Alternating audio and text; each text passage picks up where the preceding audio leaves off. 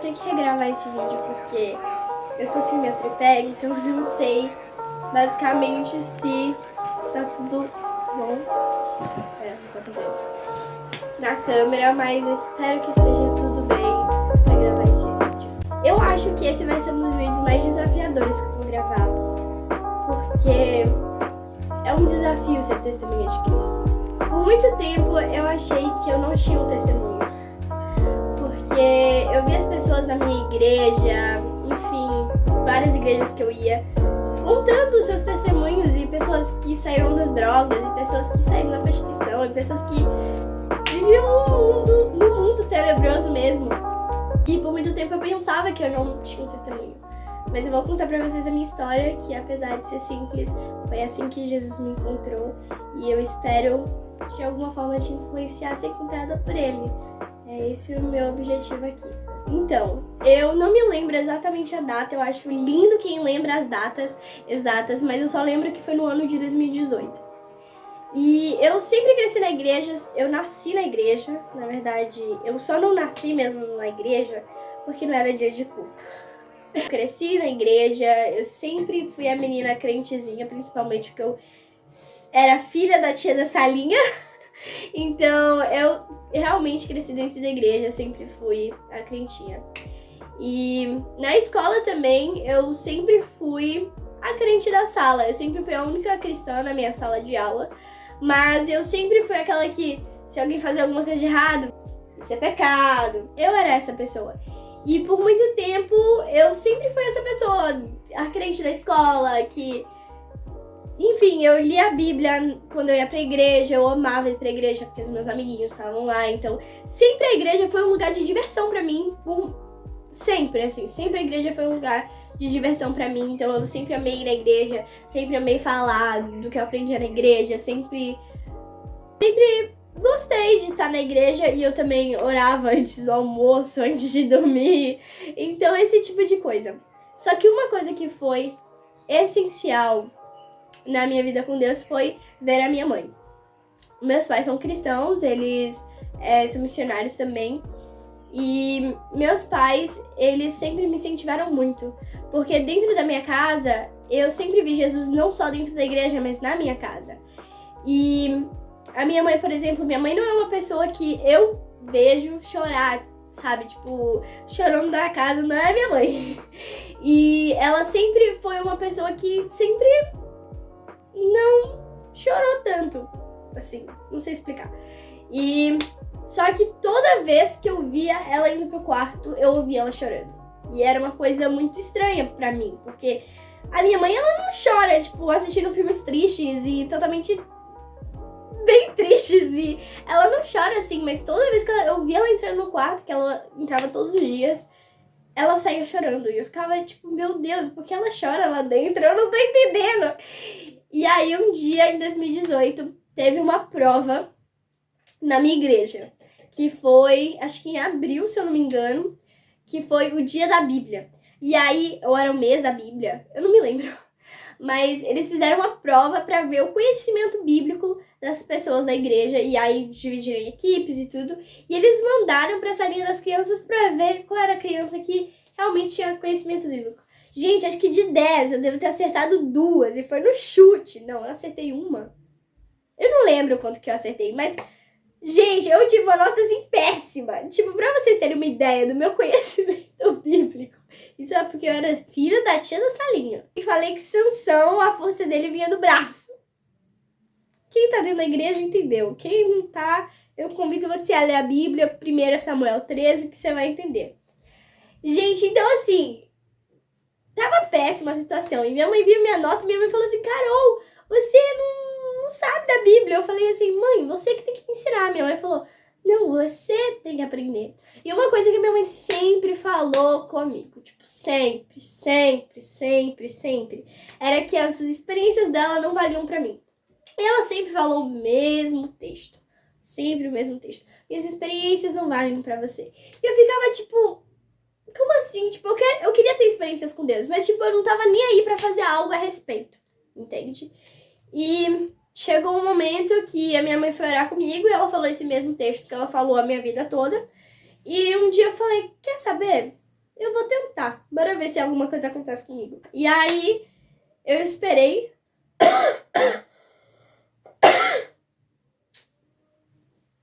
Eu esperei anoitecer. E aí, meus pais estavam na sala, assim. E aí, eu peguei a Bíblia. Eu vou tentar mostrar como que foi. Eu peguei a Bíblia e aí eu escondi assim a frase nas costas e eu fui pro quarto da minha mãe. Por que, cara, você foi pro quarto da sua mãe, não foi pro seu quarto? Porque ela sempre orava no quarto dela, então eu falei, quer saber, eu vou ir pro quarto dela, porque é assim que ela faz. E aí eu peguei minha Bíblia, fui pro quarto dela e eu comecei a ler. E aquilo foi o suficiente pra eu ficar, meu Deus. Eu comecei a ler Mateus e eu lia e eu vi realmente o que Jesus tinha feito por mim. E eu sempre ouvia, Jesus morreu numa cruz por você. E não que eu não sabia disso, mas que naquele momento passou a ser real pra mim. Porque foi naquele momento que eu entendi, cara, ele realmente nasceu, cresceu e ele resolveu morrer numa cruz pra me salvar. Mas o que eu fiz pra isso? O que eu fiz pra que ele morresse numa cruz por mim? E isso começou a me deixar intrigada o suficiente pra querer ler mais. Eu comecei a ler mais, eu comecei a ler mais, eu comecei a ficar mais perdida, porque meu Deus, alguém realmente morreu por amor, por mim. Tipo, se alguém te dá uma rosa, você fala que é uma prova de amor. Se alguém grita na rua, fala assim, eu te amo, fulana de tal. Aí você fica tipo, gente, isso é uma prova de amor, mas, cara, alguém morreu, morreu por mim.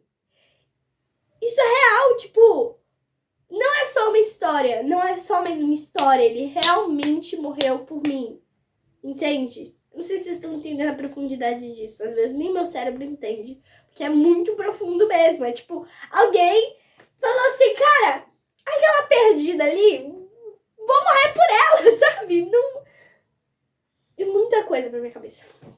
E eu realmente fui entendendo e eu comecei a querer ler mais. Ler mais, eu lia a Bíblia, eu lia a Bíblia, eu lia a Bíblia, eu lia a Bíblia. E eu chegava a ler quase 20 capítulos por dia. Eu lia, e eu lia, e eu lia, e eu lia.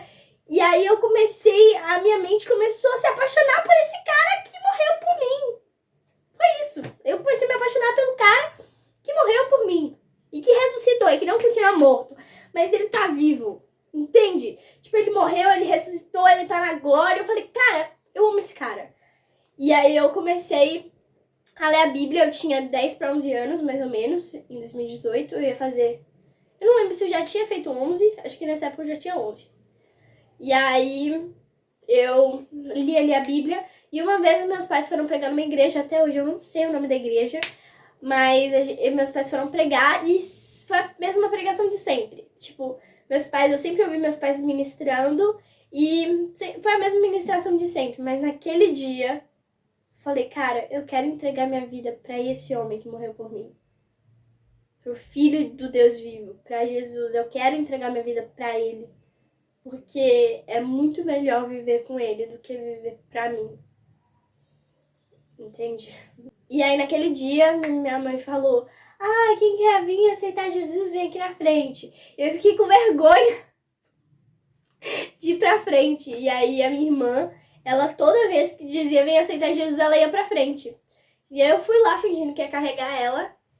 E fui pra frente. E naquele dia eu entreguei minha vida pra Jesus. Eu lembro que era qual é o nome? O tema do congresso de infantil era tipo o maior pintor do mundo. Que foi todos os congressos de 2018 foi esse nome, o maior pintor do mundo. Mas naquele dia foi diferente pra mim. E naquele dia eu resolvi que eu entregaria a minha vida pra Cristo. E aí eu aceitei Jesus. E aí, gente, eu lembro que eu saí daquela igreja tão feliz assim, num nível que não dá pra entender. Eu saí muito feliz e eu pulava, e eu pulava, e eu pulava. Eu pulei muito aquele dia, eu saí assim, transbordando. E depois daquele momento, eu falei que eu sempre fui a crentezinha da escola, mas dentro de mim eu não era a crentezinha que eu demonstrava. Não sei explicar. Eu era a menina que apontava o pecado dos outros, Na escola, eu era uma pessoa que mentia. Eu mentia muito. Eu tinha pensamentos não legais sobre as pessoas, sobre muitas coisas. E pra mim aquilo era tipo, sabe, é só mais uma mentira, só mais algo, sabe? Mas a partir do momento que eu entreguei minha vida a Cristo, aquilo começou a me constranger. Porque uma coisa é você ser o crente, o cristão, quando todos estão vendo. Mas uma coisa é você ser cristão quando ninguém tá vendo. E aí é que você mostra se você é cristão ou não. É somente nesse momento.